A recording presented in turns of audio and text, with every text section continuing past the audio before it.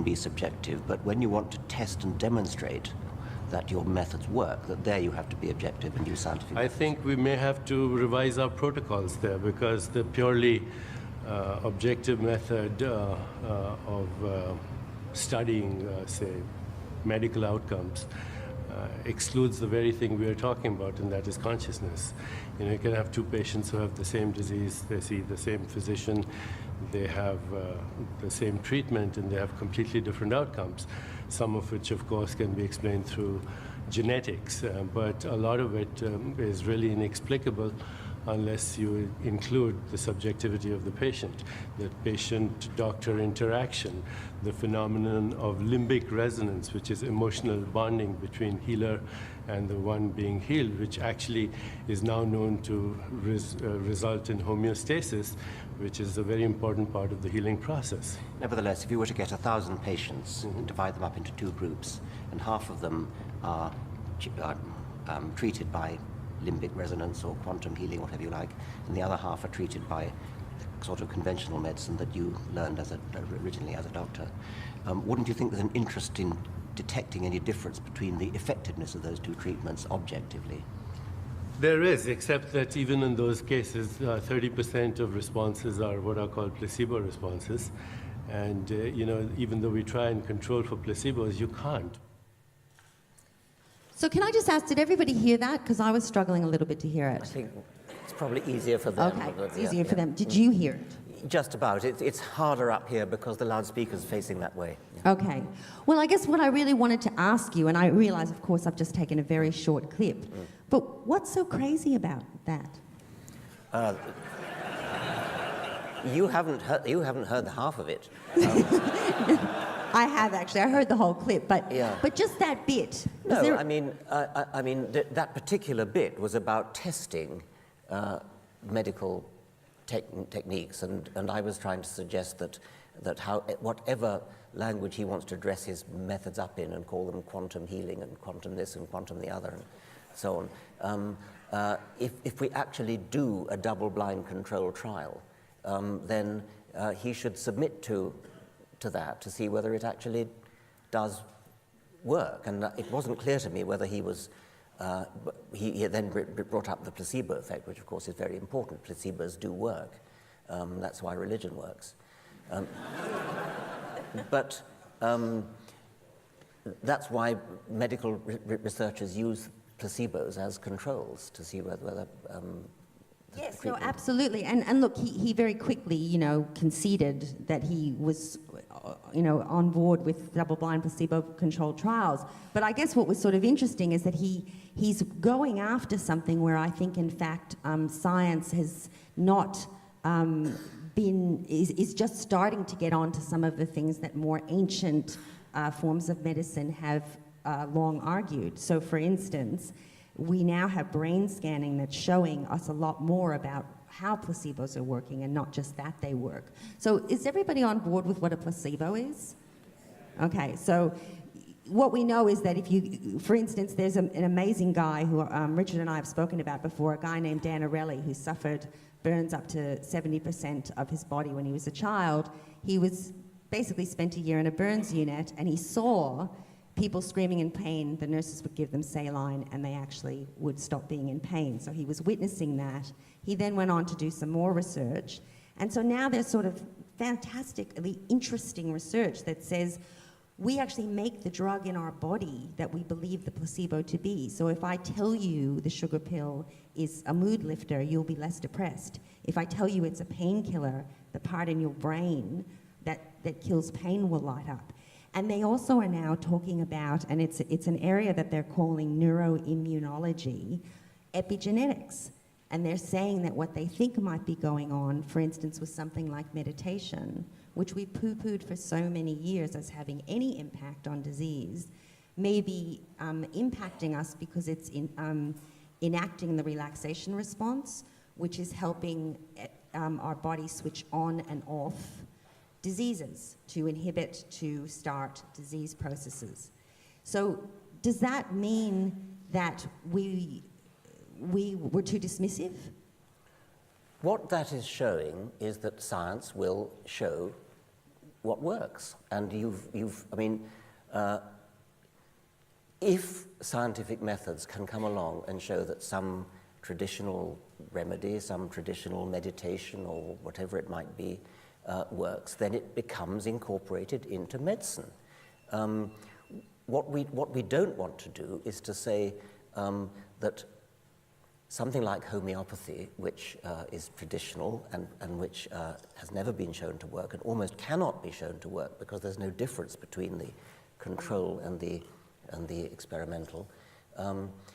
If by some extraordinary fluke it turned out, I mustn't use the word fluke, if it turned out that homeopathy did work, that would be a wonderful scientific finding. I mean, that would be the homeopath who actually demonstrated that homeopathy worked would not only win the Nobel Prize for medicine, they'd win the Nobel Prize for physics as well, because it would... Well, presumably any effect you get with homeopathy is all down to placebo, because as you say, it's been tested quite extensively. But I guess what interests... No, more to the point, there's no difference between the bottle that contains the dose and the bottle that contains the control. It's been calculated that for the most effective, according to the homeopaths, you know, they think that the more dilute it is, the more effective it is, not the less effective it is. The highest doses, which they really, really rate, there would be one molecule of the active ingredient in a volume of water the size of the solar system. So, what's interesting, though, I guess for me in all of this, is how do we, as people who, because I only started paying attention to this stuff exactly as you said, when the science started bringing in the results and explaining very right things and proper. that other practitioners in my world, because as you may know, traditional Chinese medicine is now a nationally registered health practice in Australia. So I know some traditional Chinese medicine practitioners. They've been saying some of the stuff that science is now validating for hundreds and hundreds of years. So the question becomes, how do we go about, prior to the validation by science, treating the claims that come to us from alternative health practitioners and areas? well, I hope that doesn't include using body parts from tigers, etc., which is one of the problems that... I'll speak to him about it. Yeah. But of course, medical science needs to test all sorts of new drugs, new things. I mean, aspirin comes from the bark of a willow tree, and so on. Of course we need to do that. There's no particular reason to expect that it'll come from some superstitious tradition than that it'll come from anywhere else. But test it. If it works, it becomes part of medicine. If it doesn't work, then it doesn't become part of medicine. In the case of homeopathy, what they claim is that even though there are no molecules left in the shaken dose, the water has a memory which picks up. Well, I mean, you can laugh, but it could be true. You could demonstrate it to be true. As I said, if a homeopath could demonstrate it to be true, they would win the Nobel Prize for physics and for medicine. But are they beavering away trying to prove it true? No, they're not. They're beavering away making money out of gullible idiots.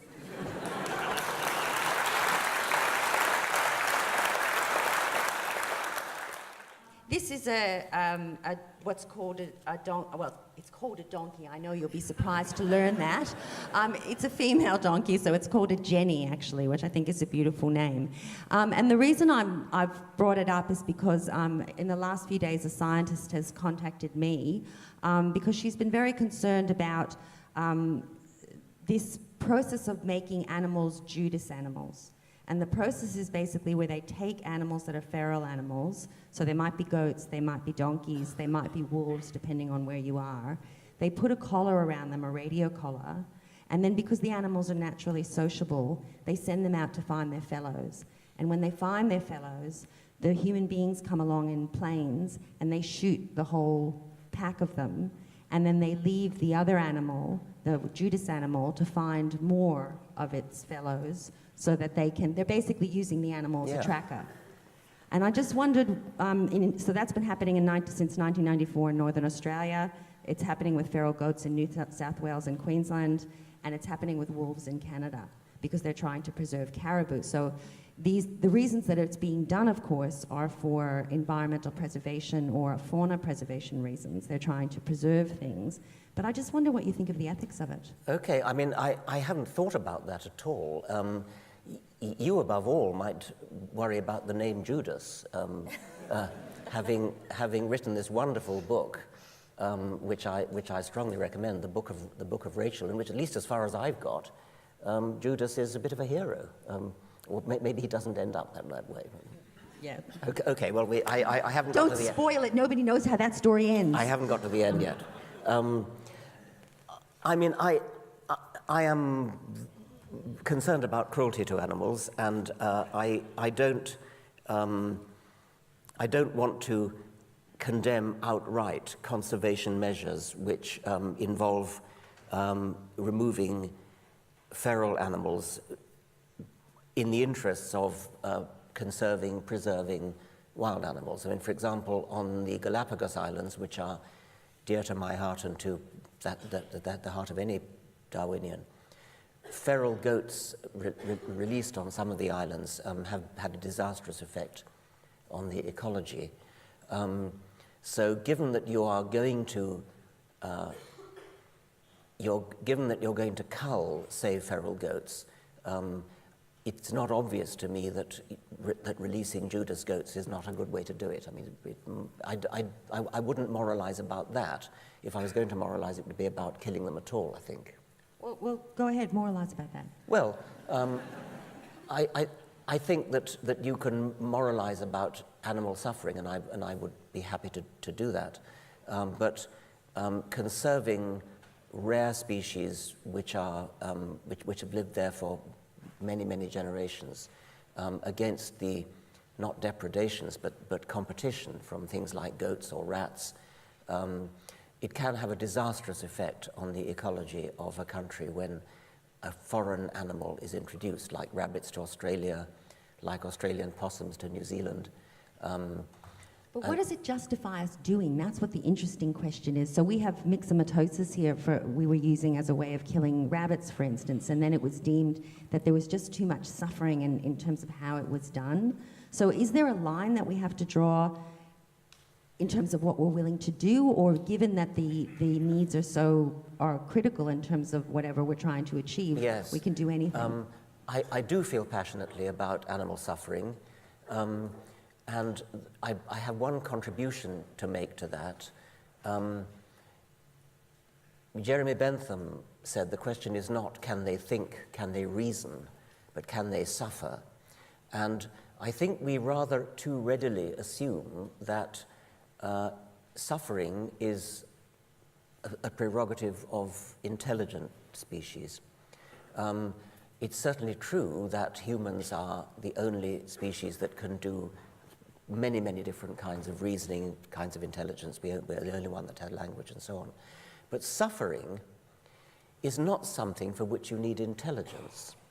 There's no reason to suppose that a goat or a donkey is less capable of feeling pain than a human.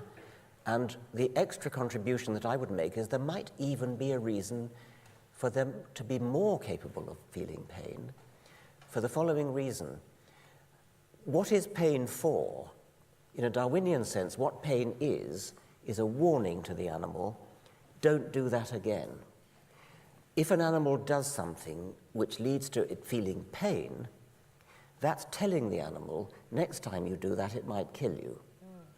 Well, if pain is a warning to not repeat what you've done, isn't it possible that a more intelligent species actually needs less pain in order to teach it the lesson of not to repeat that unwise action? So although I'm not actually advocating the idea that less intelligent species feel more pain, I think I am advocating the idea that there's no reason to suppose that more intelligent species feel more pain. What's interesting about the Jennies is that they eventually do learn that they are actually the source of all the murders, and so they eventually banish themselves to their own sort of space. Okay, so they do eventually learn. I'm quite surprised at that. I wondered if you had any advice for people about Twitter, because I tweet. I'm assuming some people out there tweet. And I think we're still in the stage of developing netiquette, or whatever we want to call it, around how we manage these social media, especially immediate ones like Twitter. Yes. I think one of the mistakes that I make, and probably a lot of people make, is to get into an exchange on Twitter where there's a whole series of tweets which make sense if you've been following all of them, but forgetting that many of your readers haven't been following all of them, and therefore tweet number 8, which makes sense to anybody who's been following numbers 1 to 7, standing out on its own, number 8 is vulnerable to misunderstanding, and that's pretty much inherent in the 140 character limit. One of the things I've learned to do is to chain them together by replying to myself and then deleting my name. So if you do that, if you find the earlier one of the series that you've been doing, reply to yourself, delete your own name, and then they come out linked with a line. Is someone taking notes? That's really clever, because I agree with you that the decontextualized nature of it. Yes. One of the things I think is interesting too is, though, when email first came out, and I know some people are too young here to really kind of remember that, but when we were getting used to email, you had to develop that rule after you'd made your first mistake of, if you were feeling a bit hot-headed about something, that you wouldn't press that send button. Sleep on it. You'd sleep on it, that's Yeah. right. And of course, 99 times out of 100, you'd never end up sending it. Yeah. But Twitter's such an immediate medium. Would that ever work with tweets? Well, I think you've got to be very, very careful. And I mean, but various people have suggested to me, try not to respond to individuals who are... I mean, it's a little bit like when you're walking down the street and somebody yells some obscenity at you, you just walk on by. But Twitter enables that obscenity to be sort of thrust into your face. Amplified, Yes. and also amplified Yeah. to other people. Well, fortunately, not all that many other people, because mostly the people who do that don't have very many followers. But you have to remind yourself of that, and you have to remind yourself, look, don't worry, this is just the random drunken yob who's yelling obscenities in the street. If you bother to look how many followers he's got, you see the troll numbers, Yeah. don't you? Yeah. Okay, okay. So we're going to go to questions from the audience. So maybe if we could get the house lights up, and put your hands up. Don't hesitate. Yep. Okay, there's some microphone fairies around.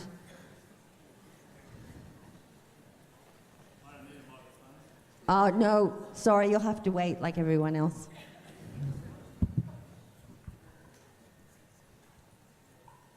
Go ahead. Hi, Richard. Hello. Love your work. You've been taken to task by various so-called religious intellectuals and accused of being unsophisticated on terms of philosophy. I just wonder if you have any response to that. I'm thinking in particular of folks like David Bentley Hart, who've hit you up on the argument about God from infinite regress, and suggested that's a category error. I just wonder if you have any response to the suggestion that you are just philosophically unsophisticated. Yes, I do. What we're talking about here is the argument from the improbability of complexity. As a Darwinian biologist, I'm in the business of explaining the stupefyingly prodigious complexity and elegance and illusion of design of living things. This is presumably why it took so long for a Darwin to come on the scene, because the the illusion of design in living creatures is so powerful. It really looks as though they've been designed. Living bodies are so incredibly complicated, statistically improbable. They couldn't possibly have come about by chance. Absolutely not. So Darwin solved that problem. They don't come about by chance. They come about by a slow, gradual process of accretion, a slow, gradual process of cumulative natural selection, which builds up step by step by step from simple beginnings to complex endings. Simplicity, by definition, is easy to understand. Complexity needs an explanation. God, if he is to do what is required of him in creating the universe, in devising the laws of physics, in setting the physical constants, in starting evolution going, in keeping evolution going, in forgiving our sins, in listening to our prayers, in deciding which cancer patients to cure and which to let die, a God would have to be a supremely complicated, elegant, improbable thing of exactly the kind of thing which we are in the business of explaining. To postulate a God at the outset of everything is therefore to defeat the entire scientific enterprise. It is to evade the responsibility to explain. Explaining things, explaining complex things, is the great triumph of science, especially Darwinian science, but all of science. I and many others have pointed out that the explanation God did it is no kind of explanation at all. It's a complete cop-out. It's an explanation that shoots itself in the foot because it begins by assuming that which it's trying to explain. Now, so-called sophisticated theologians object to this by saying, oh, but we theologians have always said that God is outside time and outside space and therefore is not subject to those strictures. And some theologians have even gone so far as to say, we theologians have always said that God is infinitely simple and therefore doesn't need any explanation. Well, if he's infinitely simple, he can't possibly do the things that he's supposed to do. That, again, is a complete evasion of the responsibility to explain. So I have no time whatsoever for that kind of so-called sophisticated theology.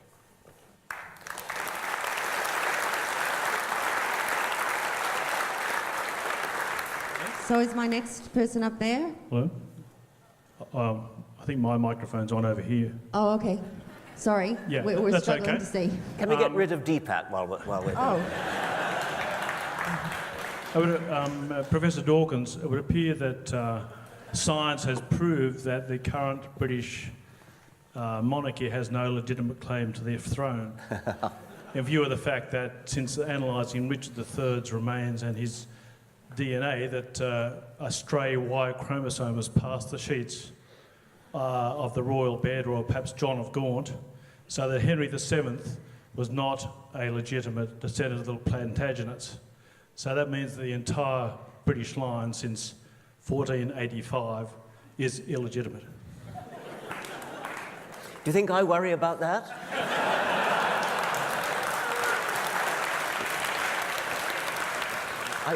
Actually, we were just reading that in the paper in the green room before we came on, and I was curious to know, I understand they got the DNA from Richard III because his corpse has been found in a car park in Leicester.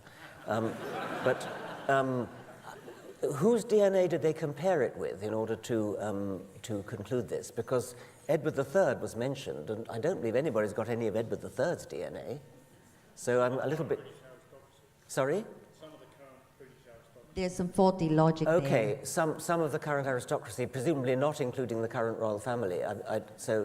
No, I mean, I'm interested in this kind of thing. It's fascinating. It wouldn't, since I'm not a great monarchist anyway, it's not a thing that's going to disturb me one way or the other, and I'm all for further scientific research on the subject. It certainly validates the Jewish view that you ought to be Through the mother, yes. heredity through the mother. That's correct, yes. That's right. I mean, because, for the obvious reason that you can be more sure of your You always mother know who the than mother your is. Although, even that, in the case of royal babies, was not entirely the case. Sometimes, weren't they smuggled in warming pans and things? No, I thought they were. But it's true that we now know roughly what percentage of individuals are actually the children of the father that they think they're of. And so if you multiply the probability over every generation, the chance that any of us is descended from our surname ancestor is rather low. That's not right. Go ahead. Hi, Richard. I was just wondering, you do a number of talks around the world. Are there any times that you, being an atheist and an outspoken atheist, or agnostic, agnostic, I was just wondering, are there any times that you kind of have a bit of fear that you're not safe, that you kind of risk some idiot somewhere doing something? No. Next question. Have you got a microphone? Good. I just got a question. I just want to know if picking on a vulnerable minority like Australian people who identify as Islamic, does that lead them away from their religion, or Identifies does that draw what, them sorry? back? Identifies what? Australian women and children who identify as Islamic, when we pick on them, does that lead them away from their religion, or does that drive them back into it? I'm not a psychologist enough to know the answer. I doubt if you could generalize. It's probably true of some and not of others. So I don't think I'm really qualified to answer that. The point has been put to me that attacking somebody's beliefs in general is likely to drive them further into it. And that may be true of some people, but not others. And this is actually a dispute among colleagues who are write books and things about atheism. Some of us adopt a so-called seductive approach, and some of us adopt a more in-your-face approach. And I suspect that the two approaches work for different people. We've got another question up there. Hi, Richard. This actually follows on a little bit from that, because we are in the middle of the information revolution. We've had the internet for about 30 years now. We've got more people having more access to more information than humanity's ever known at any point in history. And yet it seems like we are still facing the same arguments. People are getting more and more entrenched. What I'm trying to say is it doesn't seem like we're making any headway in fighting against the false beliefs that are out there. Do you agree with that sentiment that false beliefs seem to be just as entrenched as ever? Have you seen any way forward to getting rid of false beliefs or reducing their impact? And would you be interested in a way? I am interested. I don't think the data support your pessimism, actually. I think that if you look at poll data, at census data, in most Western countries, if not all Western countries, you'll see that there has been a steady decline in religious affiliation over the decades.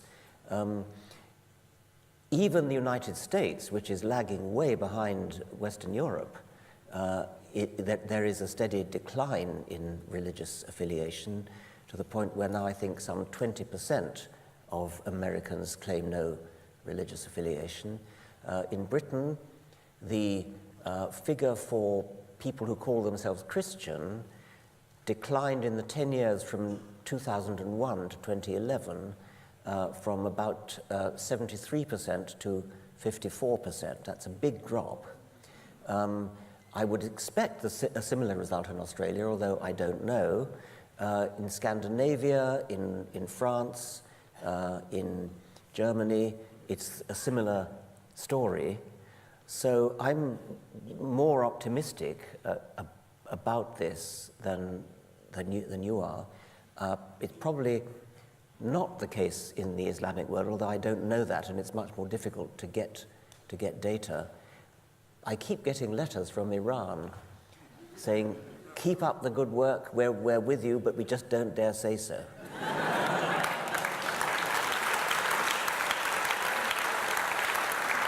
And Turkey. And, Look, I'm going to call. Oh, sorry, I didn't mean to interrupt you. fine. Are you done? That's fine, no. Are there any women in this audience? Do any of them want to ask any questions? Because it would be good if the mic fairies could deliver a microphone to a woman. Okay, so we're going to do. One there. Okay, so there is one. Well, I don't know how to connect. All right, here.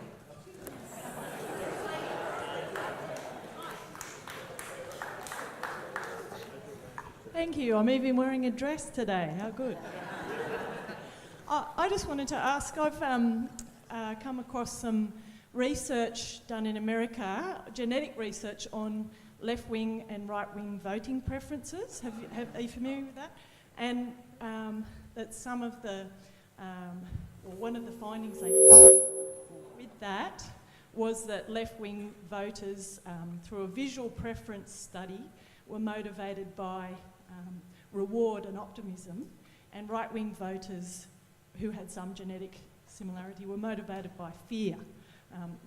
That was the visual study. Are you familiar with that? Is it justified research, or have you got any comments on the implications of that? Can you give me a reference to that? I saw it on Dateline on SBS. I would love to follow that up. It sounds very interesting. Thank you. Okay, who's next? Testing. Oh, thanks. Great to see we have some equality here. On that, you spoke about feminism briefly, Richard. Mate, recently, feminists in Western countries have been slammed for fighting for things that seem a bit trivial in comparison to in countries like in Muslim countries, like you touched on. I'm a bit nervous to ask you this, depending on your answer, because I don't want you to face some sensationalist headlines. But what's your take on modern feminism in Western society, and do you feel like sometimes it seems a bit trivial? I've said enough on that, I think. I said enough on that. I don't want to belittle the problems of Western women. I don't think we should be in the business of making comparisons like that if it has the effect of belittling. But I do think we need to turn our attention to the plight of women in Islamic countries, and in particular, I want to get away from a tendency among Western liberals of both sexes to give a free pass to misogyny in Islamic countries because they're terrified of being called Islamophobic or racist. It's as though we nice, decent Western liberals are torn between our fear of being thought racist or Islamophobic and our dislike of misogyny, to the extent that we bend over backwards in a rather patronizing and condescending way to excuse misogyny in Islamic countries, as though we're somehow saying, oh, well, you people over there, we can't expect you to abide by our high standards, and that is patronizing and condescending and contemptible.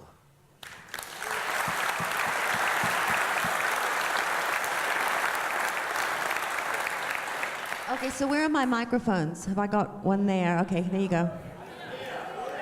Oh, maybe I'll go there first. Number 6. Thank you, Leslie and Richard. Leslie, you mentioned meditation earlier, and there's a lot of other pursuits such as looking at beautiful artwork, listening to music, just quiet time for reflection. These sorts of things are quite often referred to as food for the soul or spiritual pursuits. As a skeptic and a non-believer of consciousness continuing after death, and also as a Tai Chi practitioner, which I really love to do, I would love to hear of some other terminology that we can use for these sorts of things. What do you suggest, Richard? Well, I love poetry, I love music. I've got a bit of a blind spot about visual art. I've written a book about the relationship between the sciences and the arts called Unweaving the Rainbow. the burden of the book really is to say that poets like Keats were wrong to criticize science for spoiling the poetry, in particular case the poetry of the rainbow, but in general. I think that science itself is one of the great aesthetic experiences. The contemplation of the heavens, the contemplation of life is a great emotional experience, and I don't want to belittle artistic experience as well. I think that they both belong together. You ask about terminology. Do you mean we want to get away from words like spiritual, which can be misled as loaded words? Yes. Well, I don't mind using any words as long as we define them clearly and people don't misunderstand them, but of course people do misunderstand them. I mean, in some respects, I'm very happy to call myself a spiritual person, but I've got used to that being misunderstood, and so in some ways it's better not to. I think Einstein would have called himself a spiritual person, and I think Einstein actually called himself a religious person, although he did not believe in a God. Yes. So you've got to be quite careful in your use of terminology, or you'll be. There are people out there who are eager to misunderstand. Thank you. Hi. Could you please comment on the fact that our federal government spends hundreds of millions of dollars putting chaplains into public secular schools? I normally would preface my remarks by saying that I hesitate as an outsider to comment on such things, not being Australian. But in this case, I think it's a bloody disgrace.